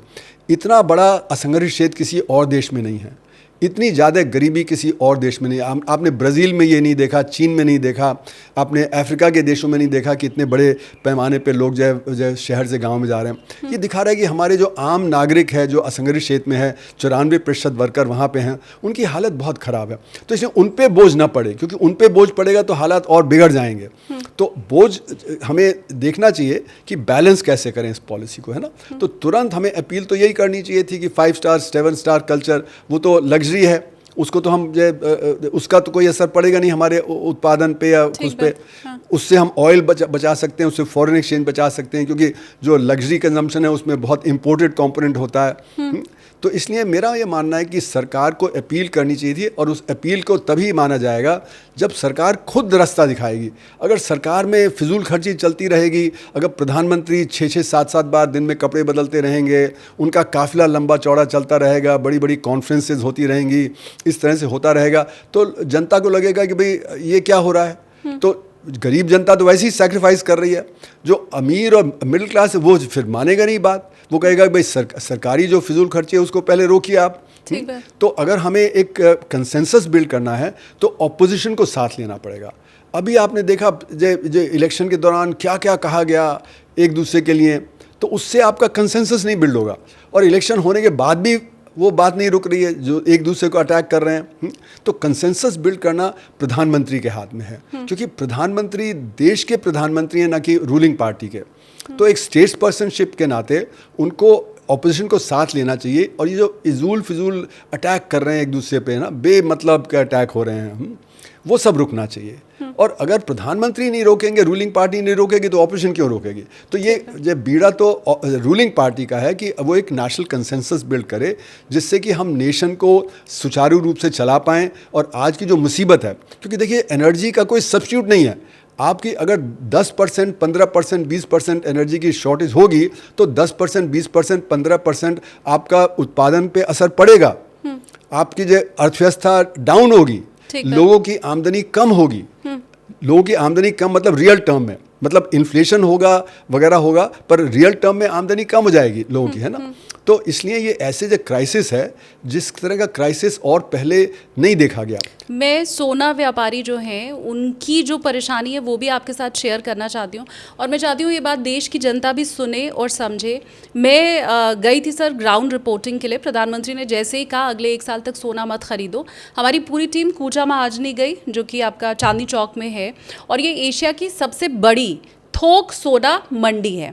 वहाँ पर व्यापारियों का ये कहना था कि पूरे भारत में अगर हम देखें, जो गली नुक्कड़ में भी बैठने वाले जो जूलर हैं, जो छोटे जूलर हैं, इनकी संख्या करोड़ों में है। किसी ने वहाँ 1 करोड़ संख्या बताई, किसी ने 3 करोड़ संख्या बताई, और उसमें भी जो कारीगर हैं वो ज़्यादातर बंगाली हैं, ऐसा उन व्यापारियों के द्वारा मुझे बताया गया। और उनका ये कहना है कि ये सबको अगर हम जोड़ लें तो आंकड़ा 7 करोड़ तक तकरीबन पहुँचता है, हम अगर कारीगर भी जोड़ लें। तो सोना अगर मैं नहीं खरीदूंगी, सोना अगर मेरा व्यूवर नहीं खरीदेगा, भारतीय नहीं खरीदेगा, तो वो 7 करोड़ घर का चूल्हा कैसे जलेगा? जो बड़े सेठ जी हैं उनकी हो सकता है हमें चिंता ना हो, क्योंकि उनके पास बतेरी सेविंग पड़ी हुई है, वो ना कमाए चलेगा। लेकिन जो कारीगर उनके साथ जुड़ा हुआ है, जो स्टाफ उनके साथ जुड़ा हुआ है, ये कह देना कि सोना मत खरीदो 7 करोड़ घरों का चूल्हा बंद करवा रहा है। मेरा मानना ये बहुत इन्फ्लेटेड फिगर है। 7 करोड़ तो हो ही नहीं सकते, है ना। हमारा अगर आप देखें 7 करोड़ मतलब 70 मिलियन, हमारे जो वर्क फोर्स है वो तो करीब 450-500 मिलियन है। तो उसमें हम ये कहें कि यानी कि करीब 15-20% लोग जो सोने के व्यापार में काम करते हो, तो इम्पॉसिबल है। वो उनकी दुकान का स्टाफ, जो भी लगा लीजिए आप, क्योंकि जो भी आप सब लगा लीजिए 1%, आधा %, 1.5% ऐसे ही होंगे, मेरा मानना है। लेकिन वो बात नहीं है। समझिए 70 मिलियन भी है। सवाल ये उठता है कि आज देश में क्या ज़रूरी है और क्या गैस ज़रूरी है। हमारा सोना सारा इंपोर्ट होके आता है ना। हमारा तो उत्पादन ख़त्म हो गया। जो कोलार गोल्ड माइन थी वो बहुत पहले बंद हो गई, वहाँ से आधा टन भी सोना नहीं निकलता था। तो जो भी हमारा 700, 800, 900 टन का खपत होती है वो सब इंपोर्टेड ही है ना। तो उसके फॉरेन एक्सचेंज बाहर जाता है। इसीलिए कहा जाता है कि जो गोल्ड इंपोर्ट है वो अननेसेसरी है ना। It is not a necessary thing. अगर वो नहीं भी होगा तो आपका उत्पादन चलता रह सकता है ना। तो ये तो सिर्फ एक लग्जरी आइटम है। इसको बंद करने से आपकी अर्थव्यवस्था नहीं रुकती है। ये बात ज़रूर है कि जो सोने के व्यापार में उनको असर पड़ेगा, है ना। जैसे कि अगर आपका जो मोरबी में टाइल बनाना वो रुक गया है क्योंकि गैस उपलब्ध नहीं है, तो वो भी तो उत्पादन रुका और वहाँ पे जो बेरोज़गारी होगी। उसी तरह खुर्जा में आपका जो सिरेमिक होता है, जो ये बनते हैं, है ना, वो रुक जाएगा तो भी असर पड़ेगा। फिर आपका फर्टिलाइज़र जो कम बन रहा है तो उसमें भी असर पड़ेगा। आपका जो खेती में अगर है तो वहाँ पे भी लोगों की जो परेशानी बढ़ जाएगी। तो परेशानी तो सबकी बढ़ेगी। अब हमें देखना है कि किससे सबसे कम परेशानी हो। परेशानी तो बढ़ेगी, इसमें कोई दो राय नहीं, लेकिन जिस चीज़ से कम परेशानी हो वही हमको करना चाहिए। और हम सोना इंपोर्ट करते रहेंगे और ये उसको बेचते रहेंगे तो हमारी परेशानी ज़्यादा बढ़ जाएगी। तो इसलिए सोना एसेंशियल चीज़ नहीं है। सोना हम खाते नहीं हैं, वो तो हम जवाहरात है। और अभी भी जो ज्वेलर्स हैं वो बोल रहे हैं कि ज्वेलरी के लिए नहीं सोना खरीदा जा रहा है, बार्स खरीदे जा रहे हैं, बिस्किट्स खरीदे जा रहे हैं, लोग इन्वेस्ट कर रहे हैं। राइट। तो इन्वेस्ट क्यों कर रहे हैं? क्योंकि उनका रुपए से जो मतलब हट गया है, क्योंकि उनको लगता है रुपया और गिरता रहेगा तो आज सोना खरीद लो। तो सोना इज़ अ लास्ट रिजॉर्ट। और वो कौन कर रहा है? वो टॉप 3% लोग कर रहे हैं। 97% के पास पैसा नहीं है कि वो जो गोल्ड बिस्किट या जो वो बार खरीदें। तो टॉप 3% है वही इसको कर रहे हैं। तो इसलिए अगर वो रुक जाता है और उनका इन्वेस्टमेंट उसमें रुक जाता है तो कोई बड़ी बात नहीं है। हमें देखना है ओवरऑल देश में क्या हो रहा है। देश में परेशानी इतनी ज़्यादा बढ़ती चली जा रही है, लोग पलायन कर रहे हैं शहरों से गाँव में वगैरह वगैरह, उत्पादन पे असर पड़ रहा है, बेरोजगारी हो रही है, दाम बढ़ रहे हैं, तो वो ज़्यादा ज़रूरी है कंट्रोल करना बनिस्पत इसके कि सोना बिकता रहे। आने वाले समय में सर इन्फ्लेशन कितना बढ़ता हुआ आप देख पा रहे हैं, ये जानते हुए कि अमेरिका और ईरान युद्ध पॉज है, अगर युद्ध नहीं भी होता है तो हॉर्मुज तो कम से कम नहीं खुल रहा है, ये देखते हुए आपको कहाँ तक महंगाई बढ़ती हुई भारत में लग रही है? देखिए, महंगाई को कैसे हम नापते हैं? हम कहते हैं कि बाज़ार में जाके हम जो चीज़ खरीद रहे हैं वो कितने की मिल रही है। तो एक तो ऑफिशियल रेट हो गया, 950 का सिलेंडर है 14 किलो का, पर एक्चुअल में क्या पे कर रहा है आदमी? 4000 5000। तो एक्चुअल प्राइस तो उससे 5 गुना ज़्यादा है। तो इन्फ्लेशन जो गरीब आदमी के लिए है, जो 1 किलो गैस 100 रुपये की भरवाता था अब 500 की भरवाता है, उसके लिए तो इन्फ्लेशन रेट 50-60% है। ऑफिशियल रेट चाहे आपका 4% 4.5% हो, पर वो एक्चुअल में इन्फ्लेशन रेट नहीं है। गरीब आदमी के तो जेब कट गई, वो अपने बच्चे को स्कूल नहीं भेज पाएगा, वो घर में सब्ज़ी नहीं खरीद पाएगा, है ना। जो 11,000 12,000 कमा रहा है और उसका जो 950 की जगह 5,000 जाएगा, तो कहाँ से जो अपना घर का खर्चा चलाएगा, कैसे कमरे का किराया देगा? तो वो इन्फ्लेशन रेट जो ऑफिशियल है वो तो सही नहीं है ना। आज जो गरीब आदमी के लिए इन्फ्लेशन बहुत ज़्यादा है, तो इसीलिए मैंने कहा स्टैगफ्लेशन। एक तरफ उसकी नौकरी जा रही है ना, उसका उत्पादन कम हो रहा है देश में, है ना, जो बहुत सारी चीज़ों में जहाँ पे है, फर्टिलाइज़र का उत्पादन कम हो रहा है, सिरेमिक टाइल्स का उत्पादन कम हो रहा है, कारों के जब पेंट प्लांट में आप पेंट नहीं कर पाते बिना गैस के, तो अगर कारें जब कम बनेंगी, क्योंकि बिना पेंट के तो कार निकलेगी नहीं। तो ये सब चीज़ों पे जो उत्पादन पे असर पड़ेगा, तो उसका जो इनकम पे असर पड़ेगा, क्योंकि अनएम्प्लॉयमेंट होगा। तो उसके लिए तो स्टैगफ्लेशन हो गया ना। मैं चाहती हूं ऑफिशियली चाहे स्टैगफ्लेशन हमारा ना हो, है ना, ऑफिशियली हम कहेंगे नहीं अभी भी उत्पादन तो 4% बढ़ रहा है, 5% बढ़ रहा है और इन्फ्लेशन रेट तो 4%, तो अभी कैसे आप स्टैगफ्लेशन कह रहे हैं? क्योंकि हमारे आंकड़े सही नहीं हैं। हमारे जो असंगठित क्षेत्र है वो तो पिट रहा है, उसके पास वर्किंग कैपिटल नहीं है, हर चीज़ के दाम बढ़ गए। आप ढाबे में चाय जो 10 रुपये की लेते थे वो 15-20 रुपये की हो गई। आपके जो रॉ मटेरियल आप खरीदते थे उसके दाम जो 20-30% बढ़ रहे हैं। प्लास्टिक इंडस्ट्री में प्लास्टिक नहीं आ पा रहा है, तो प्लास्टिक की चीज़ें नहीं बिक रही हैं, कुर्सियाँ जो कोई दाम बढ़ जाएंगे। फिर ब्लैक मार्केटिंग चल रही है फर्टिलाइज़र में, है ना, तो चीज़ें नहीं उपलब्ध हो रही, तो इसलिए उत्पादन कम हो गया है और आपका प्राइस ज़्यादा हो गया है। वो ऑफिशियल आंकड़ों में रिफ्लेक्ट नहीं होता, तो स्टैगफ्लेशन तो आ ही गया है। अब सवाल है कि अगर ये और चलता रहा और अगर आज कल भी समझौता हो जाता है, स्ट्रेट ऑफ हॉर्मुज खुल जाता है, तो भी 3-4 महीने नहीं गए, क्योंकि जब इतनी बॉम्बिंग हुई ईरान में, इराक में, कुवैत में, सऊदी अरेबिया में, यूएई में, ओमान में, कि वो रेस्टोर करने में टाइम लगेगा 3-4 महीने। तो आपकी सप्लाई 3-4 महीने, कल भी अगर समझौता होता है तो 3-4 महीने नहीं, अगर वो समझौता 4 महीने बाद होता है तो 8-9 महीने हो जाएंगे, तब तक तो रिसेशन आ जाएगा। तो इसलिए जो रिसेशन की तरफ बढ़ते हुए आप देख रहे हैं। हाँ बिल्कुल, अगर ये चलता रहा तो रिसेशन होगा ही, दुनिया में रिसेशन आ जाएगा, है ना, क्योंकि अमेरिका में तो खूब तेजी है। बहुत से अर्थशास्त्री ये कहते हैं कि दुनिया में अगर रिसेशन आ भी जाएगा तो भी भारत पर उसका बहुत इम्पैक्ट नहीं पड़ने वाला है। क्यों नहीं होगा? क्योंकि अगर हमारा एक्सपोर्ट कम हो जाएगा, हमारा उत्पादन कम हो जाएगा, और एनर्जी का कोई सब्स्टिट्यूट नहीं है। अगर दुनिया में एनर्जी की जो 10-11% भी शॉर्टेज है तो हमें ज़्यादा अफेक्ट करेगा, क्योंकि हम ही इंपोर्ट ज़्यादा करते हैं, है ना। तो हमारे यहाँ तो वो अगर दुनिया में 10-11% गैस और क्रूड की शॉर्टेज है, तो हमारे यहाँ तो 15-20% होगी। तो अगर इतनी शॉर्टेज होगी तो बहुत सारे उत्पादन पे हमारे असर पड़ेगा। फिर अगर हमारा फूड ग्रेन प्रोडक्शन कम हो जाता है, बाकी और चीज़ों में असर पड़ता है पैकेजिंग वगैरह की वजह से, तो हमारा तो प्रोडक्शन काफ़ी गिरेगा, तो इसलिए वो रिसेशन में चला जाएगा, है ना। तो क्यों हमें नहीं असर पड़ेगा, मुझे समझ नहीं आता। लोग क्यों कहते हैं कि ये असर नहीं पड़ेगा? हम लोग कहते हैं हम 2008 की मंदी का हमारे ऊपर बहुत असर नहीं पड़ा था, 26 में भी बहुत असर नहीं पड़ेगा, क्योंकि हमारे पास एक तो वर्किंग हैंड भी बहुत ज़्यादा है और हम खुद क्योंकि कंज्यूमर हैं, तो बहुत ज़्यादा इफेक्ट नहीं होगा। जो जितनी भी वस्तुएं बन रही हैं, प्रोडक्ट्स जितने, क्योंकि तो वही तो गिर जाएगा ना। हाँ। जब आपके पास एनर्जी कम पड़ेगी तो आपको घर पे खाना बनाने की दिक्कत होगी, आपको ट्रांसपोर्ट में दिक्कत होगी, आपको किसी भी चीज़ के उत्पादन में कमी होगी। हाँ। क्योंकि वो जो मतलब जो गैस और जो क्रूड ऑयल है, अगर उसकी शॉर्टेज हमारे देश में 15-20% हो जाती है, तो उसको आप कैसे सब्स्टिट्यूट करेंगे? तुरंत तो आप ये नहीं करेंगे ना कि मोरबी में अब जो आप कोयला जला लीजिए, उससे तो काम नहीं होगा, है ना। खुर्जा में आप कहें कि जी लकड़ी जला के आप जो सिरा में करो ना, उससे नहीं काम होगा। जो चीज़ आपका प्लांट गैस पे रन कर रहा है तो गैस ही करनी पड़ेगी, उसको ट्रांसफॉर्म करने में तो कई साल लग जाएंगे। तो जो हमारा क्रूड ऑयल और जो इसका जो गैस है उसकी शॉर्टेज की वजह से उत्पादन पे असर पड़ ही रहा है और पड़ेगा। इसमें कोई दो राय नहीं है। तो इसलिए ये हम कैसे कह सकते हैं हमारे ऊपर, और ये भी कहना कि हमारे ऊपर असर नहीं पड़ा 2008 के फाइनेंशियल क्राइसिस में, वो भी बात सही नहीं है। हमारा भी रेट ऑफ ग्रोथ गिरा, हमारा रेट ऑफ ग्रोथ बहुत बढ़ के 8-9% पे पहुंच गया था और फिर वो गिर के 4.5% पे आया, है ना। ये बात अलग है कि हमारा नेगेटिव नहीं हुआ जैसे और देशों में हुआ था, है ना। और क्यों नहीं हुआ? क्योंकि हमने परचेजिंग पावर पंप की रूरल एरियाज़ में। उस समय अगर आप 2007-8 में देखें तो हमारा rural employment guarantee scheme, mid day meal scheme, loan waiver, इस सब की वजह से रूरल एरियाज़ में हमने खूब डिमांड पंप की। 2 लाख करोड़ रुपए की अतिरिक्त डिमांड पंप की हमने। जो हमारा सेल्स टैक्स वगैरह, एक्साइज ड्यूटी, उसको काटा जिससे कि डिमांड बढ़े, तब जाके हमारे ऊपर कम असर पड़ा। लेकिन अभी हम क्या कर रहे हैं? अभी जो हमें करना चाहिए वो नहीं कर रहे। तो क्योंकि वो नहीं कर रहे तो इसलिए हमारे ऊपर ज़्यादा असर होगा उसका। ग्रोथ रेट जो दिखाया जाता है उसको मैनिपुलेट भी किया जा सकता है क्या? हो ही रहा है। देखिए, जो ग्रोथ रेट होता है वो सिर्फ संगठित क्षेत्र का ग्रोथ रेट होता है। हमारा जो असंगठित क्षेत्र है वो तो गिरावट पे ही चल रहा है नोटबंदी के बाद से, क्योंकि नोटबंदी का असर किस पे पड़ा? असंगठित क्षेत्र पे, है ना। फिर जीएसटी का असर किस पे पड़ा? असंगठित क्षेत्र पे पड़ा। अगले साल 2018 में नॉन बैंकिंग फाइनेंस कंपनी का जो क्राइसिस हुआ उसका असर किस पे पड़ा? असंगठित क्षेत्र पे पड़ा। पैंडेमिक का असर किस पे पड़ा? असंगठित क्षेत्र पे पड़ा।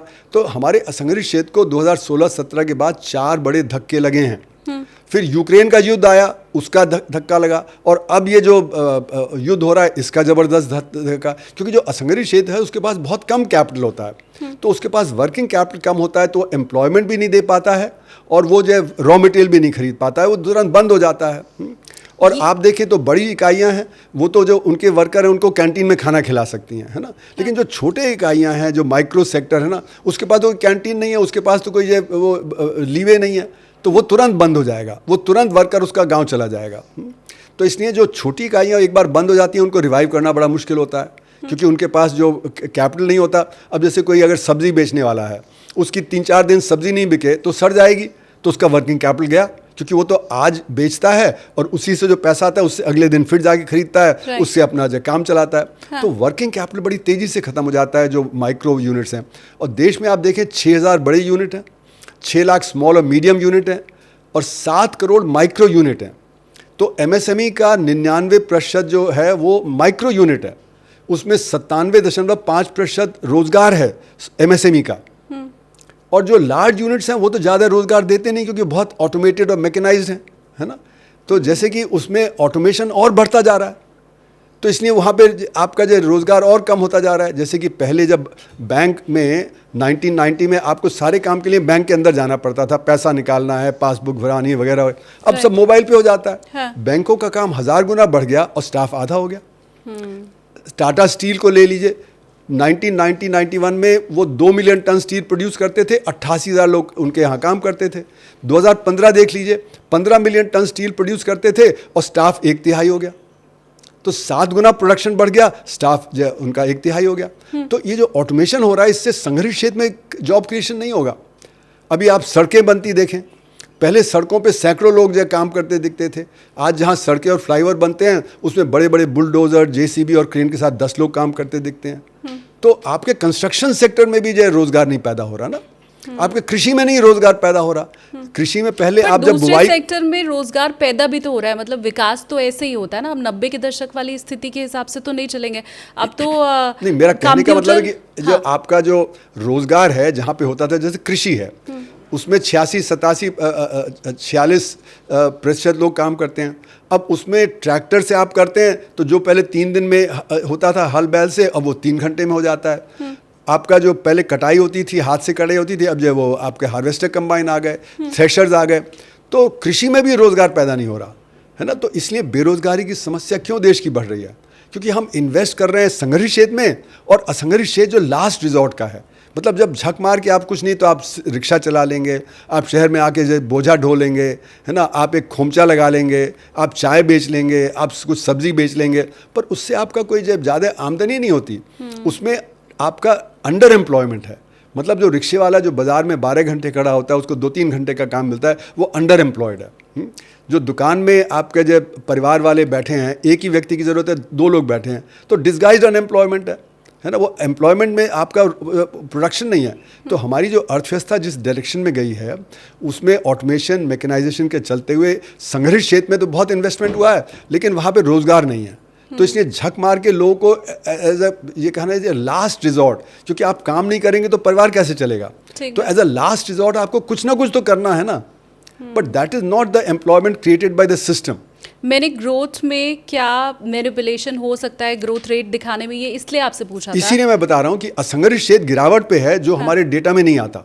हमारा डेटा संगठित क्षेत्र का डेटा है। मैं सर एक्चुअली एक दूसरा डेटा आपको देने वाली थी, इसलिए मैं पूछ रही थी कि शायद हमारी गवर्नमेंट उसे मैनिपुलेट कर ले। लेकिन आईएमएफ का जब हम डेटा देखते हैं तो 2026 में उसने वर्ल्ड इकोनॉमिक आउटलुक में भारत की जो जीडीपी ग्रोथ प्रोजेक्शन है वो और बढ़ा दी है, और बढ़ा करके 6.5% कर दिया है।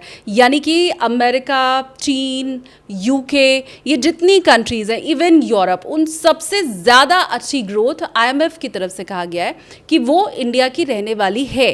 तो अगर आईएमएफ इस बात को कह रहा है तो उसमें वो तो भी गलत है। आईएमएफ क्या डेटा इकट्ठा करता है? आईएमएफ तो सरकारी डेटा को ही आगे करता है ना।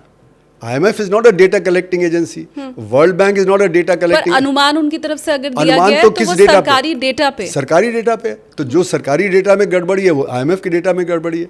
और यहाँ तक कि पिछले साल जो आईएमएफ की रिपोर्ट थी, उन्होंने कहा कि इंडिया का डेटा अनरिलायबल है। उन्होंने तो खुद ही कह दिया 2 साल से कि अनरिलायबल है, इससे हम असेसमेंट नहीं कर सकते हैं, क्योंकि सारा डेटा ही गड़बड़ है।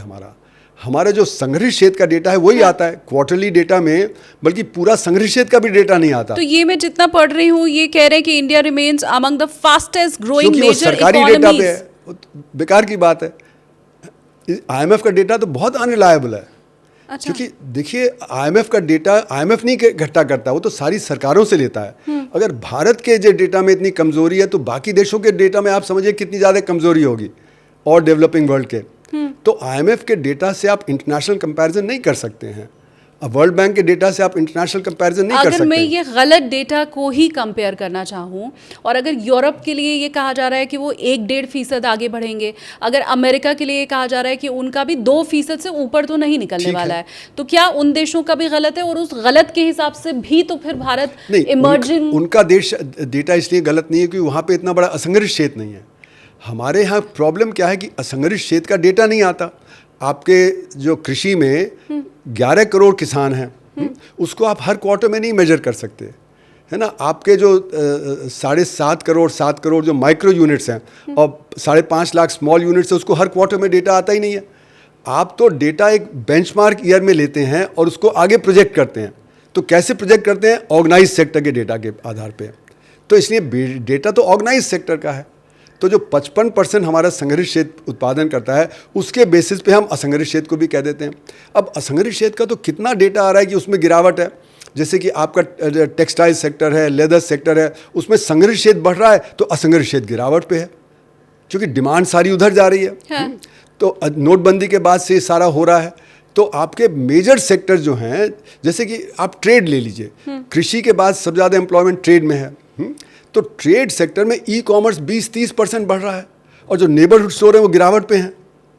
तो जो आप जब उसको मेजर कर लेते हैं कि ये जो ऑर्गेनाइज सेक्टर बढ़ रहा है तो अनऑर्गेनाइज सेक्टर भी बढ़ रहा है, जबकि वो एक्चुअली में गिरावट पे है। तो इस लिहाज से हम कोई भी डेटा देखें, मूडीज की तरफ से कभी डेटा सामने आता है, वो उन सब के ऊपर हमें भरोसा, वो सब सिर्फ संगठित क्षेत्र का डेटा है, वो असंगठित क्षेत्र उसमें आता ही नहीं। और असंगठित क्षेत्र को तो हम बढ़ा के दिखाते हैं, क्योंकि अगर हम ये कह रहे हैं कि गिरते हुए सेक्टर को हम प्रॉक्सी करेंगे राइजिंग सेक्टर से, तो मतलब कि ये जो गिर रहा है उसकी गिरावट हम दिखाएंगे नहीं, उसको बढ़त दिखा देंगे। तो ओवर एस्टिमेशन कर रहे हैं हम। तो इसलिए मेरा मानना है कि पिछले 10 साल से हमारा ग्रोथ रेट 1.5-2-2.5% से ज़्यादा नहीं है। हम जो कह रहे हैं कि हम 7%। सीरियसली? हाँ, ये तो मैंने लिखा हुआ है। कितना आप बिल्कुल कॉन्फिडेंट हैं इस चीज को लेके? ये तो मैंने बहुत लिखा है। मेरी कमेंट सेक्शन में बौछार हो जाएगी कि भाई ये तो गलत बोल रहे हैं, ये तो एंटी गवर्नमेंट बोल रहे हैं, ये तो मोदी। एंटी गवर्नमेंट की क्या बात है? ये तो डेटा की बात है। इनको अपनी देश की सरकार के ऊपर भरोसा नहीं है। मुझे बिल्कुल भरोसा नहीं डेटा पे, सरकार के डेटा। आप कह रहे हैं गवर्नमेंट ये बोल रही है कि हमारा ग्रोथ रेट 7% है। हाँ, पर वो आप कह रहे हैं वो 1-1.5% से ज्यादा नहीं है। 1.5-2% से ज्यादा नहीं है। क्योंकि असंगठित क्षेत्र जो है उसमें गिरावट आ रही है, उसको हम मेजर नहीं कर रहे हैं। हाँ। हमारा जो डेटा है उस पर और भी मतलब ये तो बारीकी से जाने की बात है, वो प्रोजेक्शन के आधार पे है कि मतलब बेंचमार्क ईयर से हम प्रोजेक्ट कर रहे हैं। आप कोई भी मतलब जैसे क्वार्टरली डेटा आता है उसको खोल के देख लीजिए, उसमें लिखा हुआ है। हाँ, तो राइट। अगर आपका जो ये साल नॉर्मल है, अगला साल आपका डिमोनेटाइजेशन ईयर, तो आप पिछले साल से प्रोजेक्ट करेंगे तो गलत डेटा आएगा, क्योंकि अभी तो गिरावट हो गई तो वो दिखाएगा नहीं। इसीलिए नोटबंदी के ईयर में सरकार कहती है कि हमारा रेट ऑफ ग्रोथ सबसे अच्छा था 8%, जबकि सबने देखा, आप बाजार गए तो बाजार बंद, आप जो उत्पादन है तो उत्पादन कम, कृषि में लोगों ने शिमला मिर्च सड़क पे फेंकी, टमाटर फेंका, दूध फेंका, बिक नहीं रहा था, है ना। खेतों में फूल सड़ गए क्योंकि फ्लोरिकल्चर खत्म हो गया उस समय, क्योंकि फ्लावर्स नहीं बिक रहे थे, है ना। ये सारे तो उस समय के, और सरकार कह रही कि सबसे ज़्यादा ग्रोथ हुआ नोटबंदी के समय। अब मैं इसको छोड़ते हुए सीधा सवाल आपसे पूछ रही हूँ कि हम चौथी अर्थव्यवस्था से फिसलकर छठी अर्थव्यवस्था हो गए, लेकिन अब भी ये होप सभी के मन में बाकी है कि ज़्यादा नहीं, 2030 तक, 47 की बात मैं नहीं कर रही हूँ, 2030 तक हम चौथी क्या तीसरी बड़ी अर्थव्यवस्था बन जाएंगे। आपका अनुमान क्या है? मेरा तो ये है कि अभी तो हम 7वीं भी नहीं है, क्योंकि अगर डेटा आप देखें पिछले 10 साल का, सरकार कह रही है 6-7% का ग्रोथ है ना। मैं कह रहा हूँ 1.5-2-2.5% का ग्रोथ है। नहीं, वो तो मैंने समझ लिया, उसको अलग हटाते हुए, क्योंकि ये तो विश्व स्तर पर इस बात की मुहर है ना, वो तो जो कंट्रीज के नाम आते हैं, फर्स्ट कौन, सेकंड कौन, थर्ड कौन, तो उस पर तो अभी हमें दिखाई दे रहा है कि भारत छठे नंबर पर है। और जब भारत चौथे पर पहुंचा, हाँ, रुपया कमजोर हो गया, तो इसलिए जो चौथे पे कह रहे थे वो छठे पे आ गया, है ना। और ये तो मैंने तभी लिखा था कि भाई अगर डिवैल्यूएशन होता है करेंसी का तो ये नंबर मैटर नहीं करता, और क्या मैटर करता है कि आम आदमी की आमदनी क्या है। प्रति व्यक्ति आय में तो हमसे 140वें स्थान पे है ना, तो मतलब गरीबी बेतहाशा है। तो हम जापान के बराबर आने का मतलब है क्या, क्योंकि हम उनसे 12 गुने बड़े हैं, तो इसकी मतलब है कि हमारी प्रति व्यक्ति आय 1/12 है उनसे। मतलब उनका व्यक्ति, हर एक व्यक्ति वहाँ पे 24 लाख रुपए प्रति साल कमा रहा है, हमारा तो प्रति व्यक्ति आय तो 2 लाख है। तो 2 लाख पे हमारे यहाँ बहुत गरीबी है, उनके यहाँ तो जो आम आदमी है वो तो समृद्ध है। तो हम जापान से नहीं कंपेयर कर सकते। पर मुझे बहुत से इकोनॉमिस्ट ने ये बात कही है कि जब चाइना ने भी ग्रोथ की, जब चाइना भी आगे बढ़ रहा था, तो इसका मतलब ये नहीं है कि अगर देश ग्रोथ कर रहा है तो उसका हिस्सा हर शख्स तक बंटे, ऐसा संभव नहीं होता है। और चाइना में भी यही, ये सब तो बेकार की बातें हैं, मेरा मानना है। ये सब तो एक सेल्फ जस्टिफिकेशन है कि नहीं हम अनइक्वल पहले करेंगे फिर इक्वल कर देंगे। हाँ, ये ट्रिकल डाउन की थ्योरी तो हमने 1947 से अपनाई। मैंने इकोनॉमिस्ट को यही कहते सुना है कि चाइना में भी वो इक्वली डिस्ट्रीब्यूट नहीं हुआ। तो उससे क्या हुआ? सवाल ये कि चाइना की अर्थव्यवस्था अलग है, उनकी पॉलिटिक्स अलग है, हमारे यहाँ पॉलिटिक्स अलग है, हमारी अर्थव्यवस्था अलग है। हमें तो इक्विटेबल ग्रोथ चाहिए। अगर आपकी इक्विटेबल 5-6% की ग्रोथ हो जाए तो दैट्स गुड, क्योंकि फिर आम आदमी को भी तो अतिरिक्त मिलेगा। तो आप नहीं मानते कि हम विश्व की छठी सबसे बड़ी अर्थव्यवस्था है? हम तो और भी नीचे हैं ना उससे, क्योंकि हमने तो ग्रोथ ही 2-2.5% किया है पिछले। और मैंने तो आपको बता रहा हूँ, नोटबंदी के समय जब सरकार के ऑफिशियल आंकड़े 8% बता रहे थे, उस साल तो नवंबर, दिसंबर, जनवरी, फरवरी, मार्च में गिरावट थी। तो हमारा रेट ऑफ ग्रोथ उस साल तो नेगेटिव हो गया था। उस नेगेटिव ग्रोथ को हम +8% दिखा रहे थे। मतलब गवर्नमेंट के डेटा में इतना गड़बड़ी है।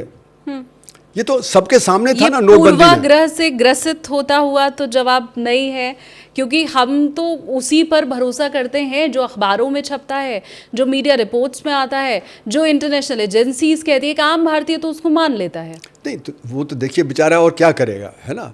पर सवाल क्या है कि असली में डेटा क्या है। डेटा तो ये है कि आप एक गिरते हुए सेक्टर को बढ़ता हुआ सेक्टर दिखा रहे हैं, तो यानी कि आपका डेटा ही गलत है। तो आम आदमी तो ये इस सब में डिटेल में नहीं जाएगा ना कि भाई आपका डेटा गलत है ना। हाँ। पर एक्चुअल में तो डेटा गलत है ना, और इसलिए दिख भी रहा है कि आपका जो असंगठित क्षेत्र है वो तो बेचारा पिट रहा है ना। तो आपकी अर्थव्यवस्था अगर 6-7% बढ़ती होती तो खूब रोजगार पैदा होता। क्यों नहीं रोजगार पैदा हो रहा? क्यों बेरोजगारी इतनी ज़्यादा है? और हमारे बेरोजगारी के आंकड़े भी गलत हैं, क्योंकि जो आईएलओ की परिभाषा है उसमें जब व्यक्ति काम कर रहा है, उसको तनख्वाह मिल रही है, तभी उसको रोजगार में माना जाता है। हमारे यहाँ तो कहते हैं कि जो काम कर रहा है, चाहे मुफ्त में कर रहा है, उसको हम रोजगार मान लेते हैं। तो जैसे महिलाएं हैं, वो तो घर पे काम कर रही हैं, है ना, वो कोई बेकार तो नहीं है। तो हम उसको भी अपने उसमें काउंट कर लेंगे कि भाई उसको तो रोजगार हो गया। तो आईएमएफ की जो मतलब आईएलओ की परिभाषा है उसके हिसाब से हमारा अनएम्प्लॉयमेंट ज़्यादा है। दूसरी बात ये कि हमारा अनएम्प्लॉयमेंट जो होता है उसमें अगर आपने कहीं खोमचा लगा लिया तो आपको एम्प्लॉयड मान लेंगे, है ना, आपने कोई सिर पे बोझा ढोल लिया तो आपको एम्प्लॉयड मान लेंगे, है ना। हाँ। लेकिन वो अंडर एम्प्लॉयड है, क्योंकि जो बेचारा बाजार पे जो खड़ा हुआ है रिक्शे वाला 12 घंटे, उसको 2-3 घंटे का काम मिलता है, तो अंडर एम्प्लॉयड है।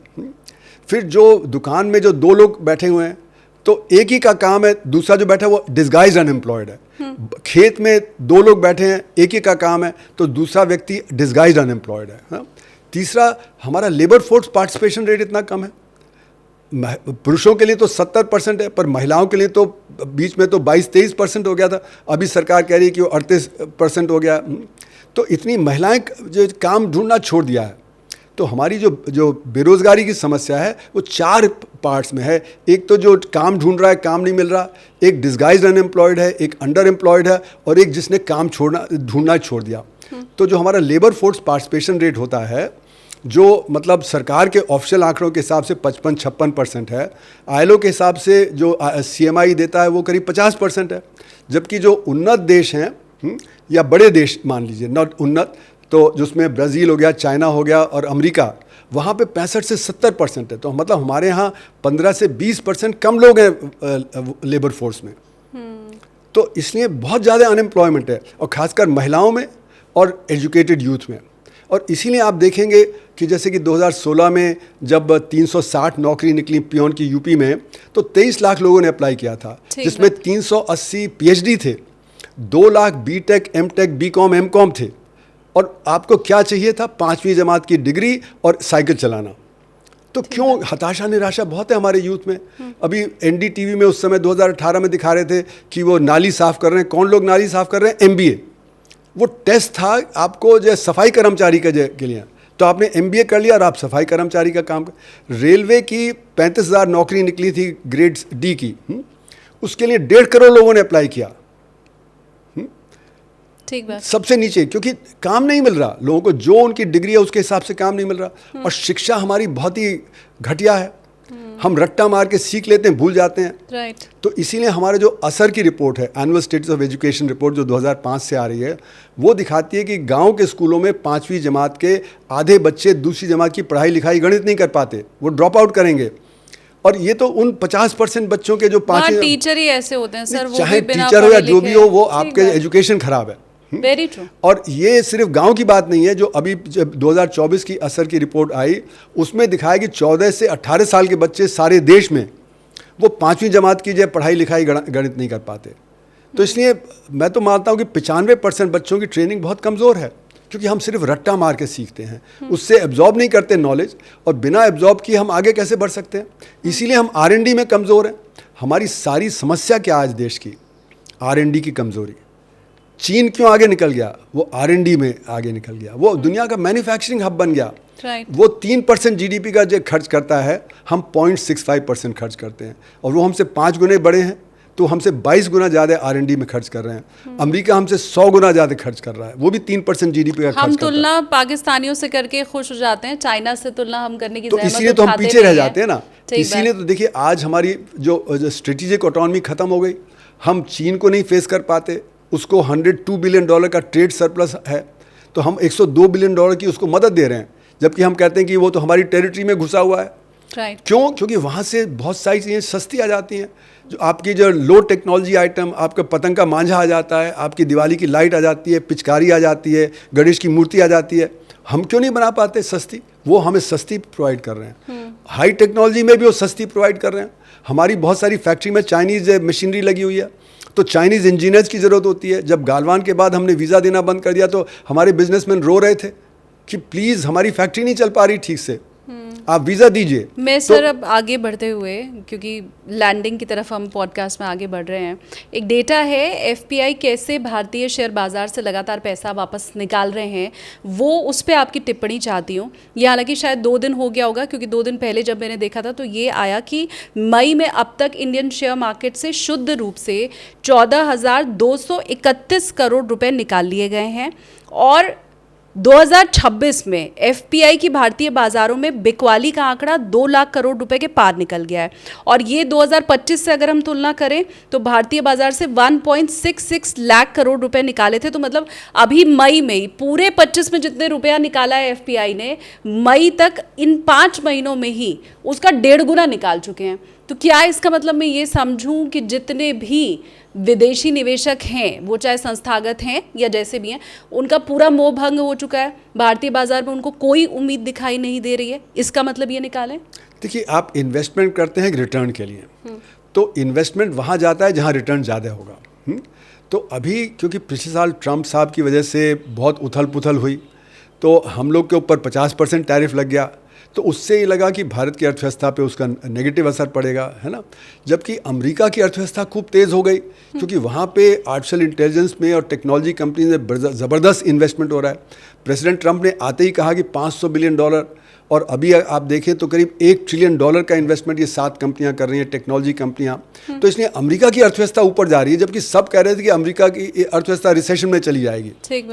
लेकिन उनकी अर्थव्यवस्था ठीक चल रही है, उनका एम्प्लॉयमेंट ठीक चल रहा है, तो कैपिटल वहाँ जा रहा है। क्योंकि हमारा जो है रुपया गिरा, तो रुपया गिरने का मतलब है कि डॉलर में रिटर्न आपका कम हो गया।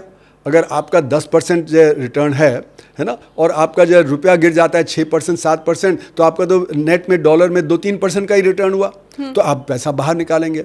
तो पोर्टफोलियो इन्वेस्टमेंट देश से बाहर जा रहे हैं, क्योंकि हमारी अर्थव्यवस्था में बहुत तरह की परेशानियाँ हो गई। हमारा प्राइवेट कैपिटल नहीं इन्वेस्ट कर रहा। आप देखें तो सरकार कहती है कि हम पब्लिक इन्वेस्टमेंट बढ़ा रहे हैं, प्राइवेट इन्वेस्टमेंट नहीं बढ़ रहा। क्यों? क्योंकि कैपेसिटी यूटिलाइजेशन कम है, डिमांड कम है। कैपेसिटी यूटिलाइजेशन कम होने का मतलब कि डिमांड कम है। अगर आप ये 100 एयर कंडीशनर बना सकते हैं और आपके 70 एयर कंडीशनर बिक रहे हैं, तो आप 110 की कैपेसिटी क्यों बढ़ाएंगे? फिर तो आप जो 100 ही की कैपेसिटी रखेंगे। तो इन्वेस्टमेंट देश में कम क्यों है? क्योंकि प्राइवेट सेक्टर कह रहा है कि डिमांड कम है। डिमांड कम क्यों है? क्योंकि गरीबी है। अगर गरीब के हाथ में पैसा नहीं होगा, आम आदमी के हाथ में पैसे नहीं होगा, तो परचेजिंग कहाँ से होगी? अगर आप 100 रुपये गरीब के हाथ में दें तो पूरा 100 रुपये खर्च कर देगा। वो बच्चे के लिए स्कूल बैग ले लेगा, अपने किचन के लिए जो कटोरियाँ खरीद लेगा, अपने घर में कुछ कूलर लगा लेगा, अपने वाइफ के लिए कुछ कपड़ा खरीद लेगा, अपने लिए चप्पल खरीद लेगा। एक अमीर को देंगे तो 100 रुपये बचा लेगा, क्योंकि जो उसको खर्च करना है वो कर रहा है। तो डिमांड हमारी कम क्यों हुई है? ये इसलिए क्योंकि गैर बराबरी बहुत बढ़ती चली जा रही है। तो आप देखेंगे कि ये पैंडेमिक के पहले ही 2017-18 के Q4 में 8% की ऑफिशियल ग्रोथ रेट थी। वो पैंडेमिक के पहले गिर के 3.1% हो गई, और पैंडेमिक के तो नेगेटिव हो गई। तो क्यों गिर रहा था? उस समय पैंडेमिक के पहले ही गिरावट थी, जबकि हमने कॉर्पोरेट सेक्टर को 1.6 लाख करोड़ का जो प्रॉफिट जो एक्स्ट्रा दिया by cutting corporate tax rate, है ना। वो इसलिए क्योंकि डिमांड तब होगी जब आम आदमी के हाथ में परचेजिंग पावर होगी। अमीर के हाथ से परचेजिंग पावर से डिमांड नहीं जनरेट होगी। उसको तो इन्वेस्टमेंट करना है, पर इन्वेस्टमेंट कब होगा? जब डिमांड ज़्यादा होगी। तो हमारा जो कैपेसिटी यूटिलाइजेशन का डेटा जो आरबीआई से आता है, वो संघर्षित क्षेत्र का डेटा है, और संघर्षित क्षेत्र में डिमांड कम है।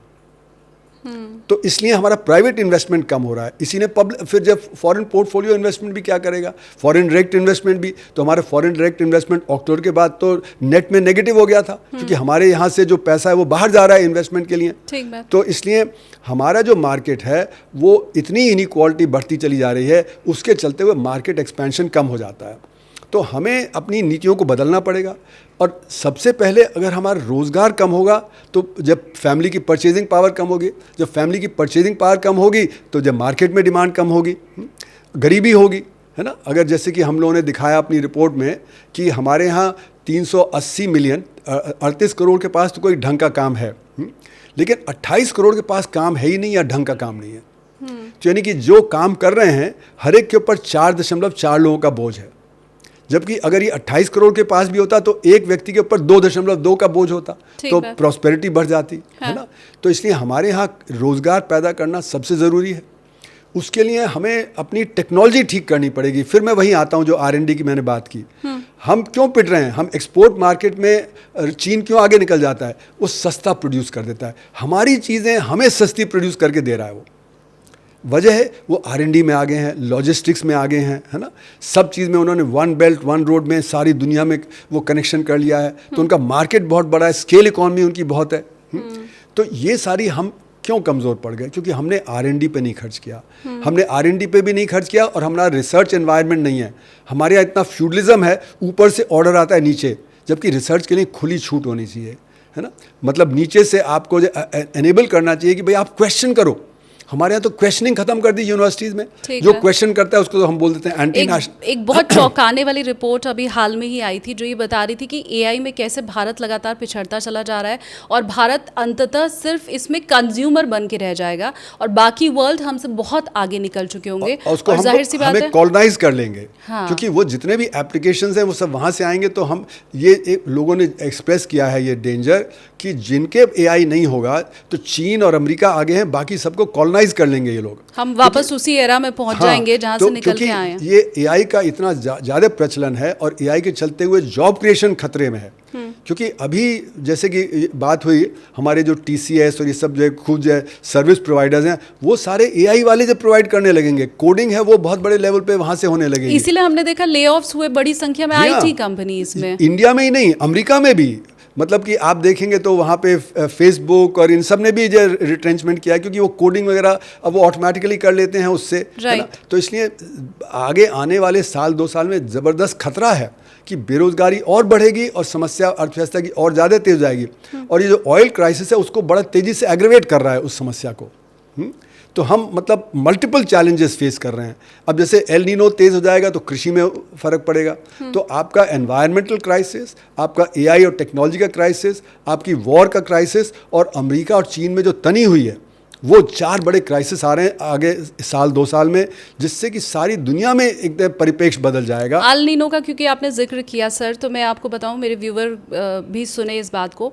हमने हाल ही में स्काईमेट के महेश पालावत सर का जब पॉडकास्ट किया तो उन्होंने हमें बताया कि अल नीनो कई बार पहले आ चुका है, लेकिन 1878 में जो अल नीनो आया था पूरे वर्ल्ड में 4 करोड़ लोगों की उससे मृत्यु हुई थी। अकाल जैसे हालात थे। उनका कहना है अब अकाल की स्थिति तो नहीं आ सकती, नहरें बन चुकी हैं और इतनी उन्नत तकनीक हो गई है। लेकिन इसके पहले अल नीनो जो सबसे घातक था वो था 2015 का, जब 14% रेन कम हुई थी और इसीलिए अनाज भारत में कम पैदा हुआ। आप भी वही चिंता जाहिर कर रहे हैं कि अल नीनो भी वो आग में घी डालने का काम, सुपर एल नीनो कह रहे हैं, मतलब कि सबसे ज़्यादा ड्राउट इस साल पड़ेगा। अब चलिए मान लेते हैं कि शायद ना हो, है ना, क्योंकि ये थोड़ा तो प्रोबेबिलिटीज़ में होती है, पर अगर हो तो उसके लिए तैयारी करनी चाहिए हमें, है ना। तो मैं कह रहा हूँ 4 बड़े झटके, है ना। एक तो पर्यावरण का, क्योंकि इतना एनवायरमेंटल डिस्ट्रक्शन हो रहा है और ट्रम्प साहब तो मान नहीं रहे, उन्होंने तो छोड़ दिया। वो तो कह रहे हैं डिग बेबी डिग, और आप जो तेल निकालिए और करिए और पोल्यूशन, वो कहते हैं पोल्यूशन में कुछ भी नहीं होता है। तो ये तो मतलब ग्लोबल इफेक्ट होगा ना इसका। अब आप देखिए कि जब ड्राउट, आप देखिए जब बिना मौसम की बारिश, है ना, फिर आपके जंगलों में आग लगना, है, जैसे साउथ फ्रांस में आग नहीं लगती थी, आग लग रही है, स्पेन में आग नहीं लगती थी, आग लग रही है, यांगसी नदी सूख गई, जो हमारी गंगा से इतनी ज़्यादा बड़ी नदी है, वहाँ पे लोग जो चलने लगे, है ना। मुझे ऐसा फील हो रहा है मैं इकोनॉमिस्ट से नहीं, पर्यावरणविद के साथ भी बैठी हुई हूँ, जो चारों तरफ की बातें एक साथ हमें समझा रहे हैं। एक साथ ये क्राइसिस हैं, झटके लग रहे हैं, है ना, दुनिया में। तो वो हमारी अर्थव्यवस्था को सबसे ज़्यादा झटका इसलिए लगेगा क्योंकि हमारी स्थिति और भी ज़्यादा खराब है।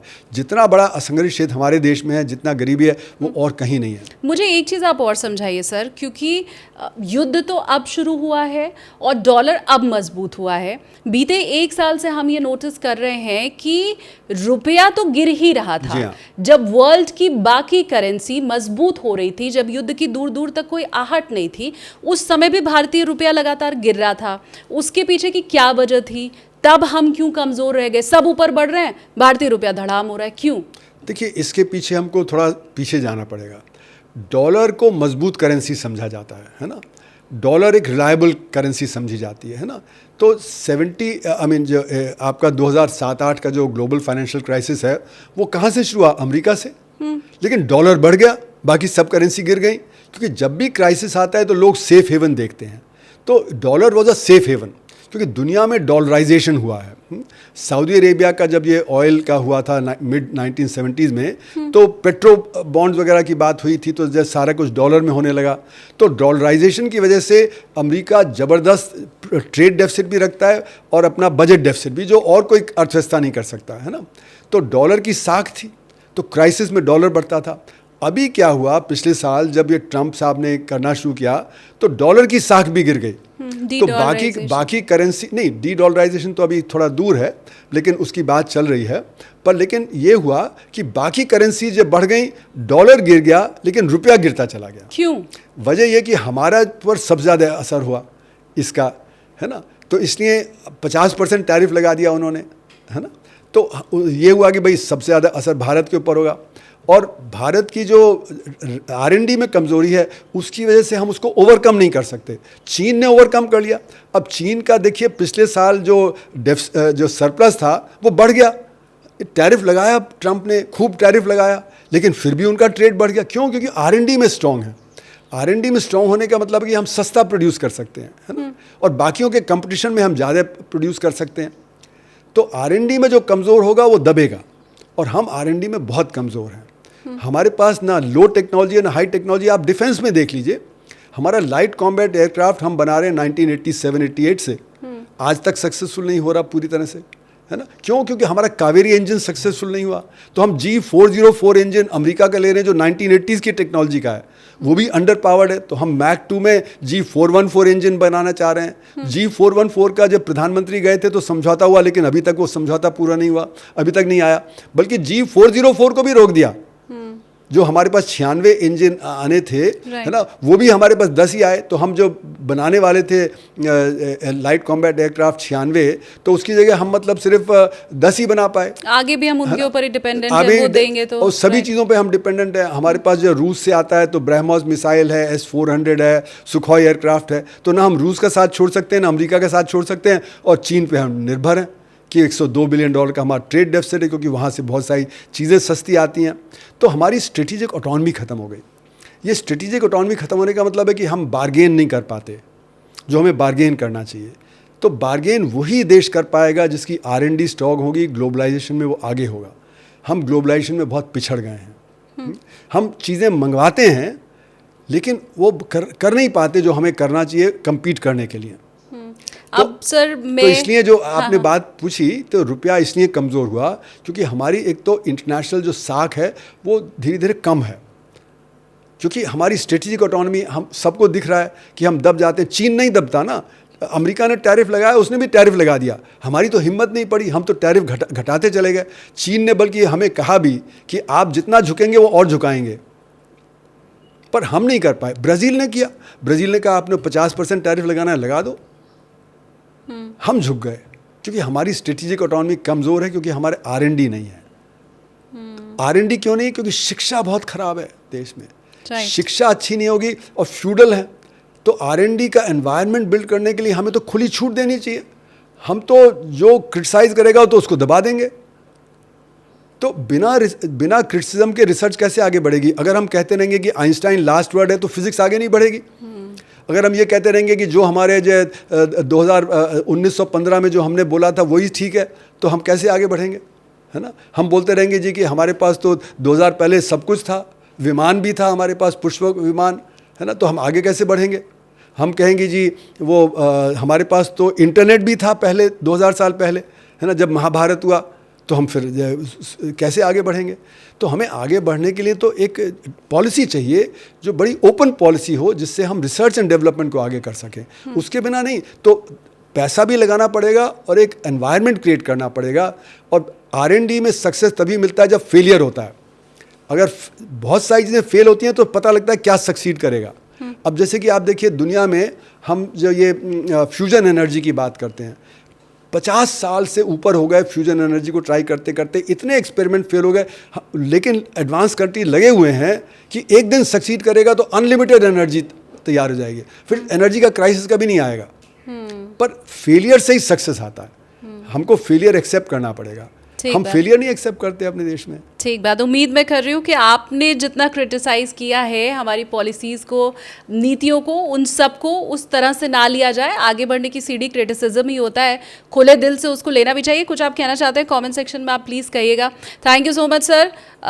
चिंताएँ बहुत सी हैं, आपके ज़रिए भी बहुत सी चिंताएँ व्यक्त की गई। उम्मीद हम यही करते हैं कि पेपर्स पे ही सही, जैसे हम चौथी अर्थव्यवस्था बने थे वैसे ही और आगे ही बढ़ेंगे। आने वाला संकट ये शब्द मैं इसीलिए इस्तेमाल कर रही हूँ क्योंकि पीएम मोदी जब कह रहे हैं तो हम ये मान रहे हैं कि कुछ बड़ा होने वाला है। र्यूमर्स ऐसे भी हैं 15 तारीख के बाद शायद कुछ बड़ा होगा, तो वो सब ना हो और खुले मन से आपकी बातों को भी हम स्वीकार करें। ये है कि देखिए, असलियत के साथ चलना चाहिए।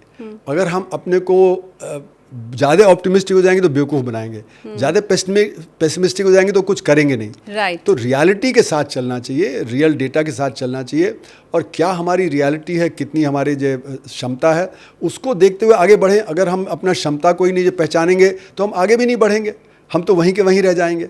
तो इसलिए रियलिज्म ज़रूरी है, और वो डेटा के आधार पे रियलिज्म हो सकता है, वो हम मनगढ़ंत डेटा के आधार पे हम नहीं कर सकते। हालांकि बहुत आईना दिखाने की आज आपने कोशिश भी की है। Thank you so much sir, आपने इतना टाइम दिया हमें। Thank you. Welcome, thank you.